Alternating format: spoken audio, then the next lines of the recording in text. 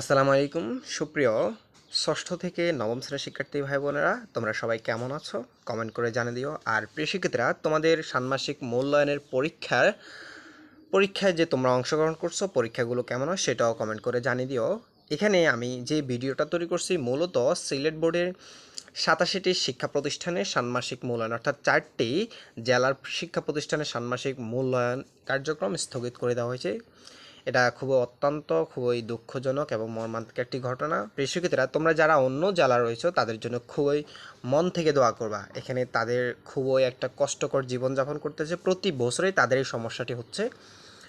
তো এখানে মূলত 87টি শিক্ষা প্রতিষ্ঠান, আমি তোমাদেরকে সেটা দেখিয়ে দিচ্ছি। দেখো, বন্যা পরিস্থিতির কারণে সিলেট বোর্ডের 87টি শিক্ষা প্রতিষ্ঠানের ষান্মাসিক মূল্যায়ন স্থগিত করা হয়েছে, তবে অন্যান্য বিভাগের সামষ্টিক মূল্যায়ন কার্যক্রম চলমান থাকবে।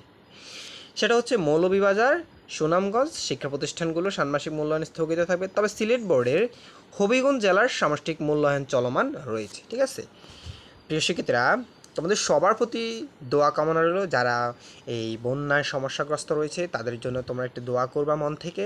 আর তোমাদের এই ষান্মাসিক মূল্যায়নের পরীক্ষাগুলো কেমন হয় কমেন্ট করে জানিয়ে দিও। আর তোমরা যারা সিলেট বিভাগে রয়েছো, তোমাদের এই ষান্মাসিক মূল্যায়নের অ্যান্সারগুলো কিন্তু আনন্দ স্টাডি বিডি এই চ্যানেলে দেওয়া হয় প্রশ্ন এবং উত্তর সহকারে, তোমরা সেখান থেকে দেখে নিতে পারবা পরীক্ষার পূর্ব মুহূর্তে।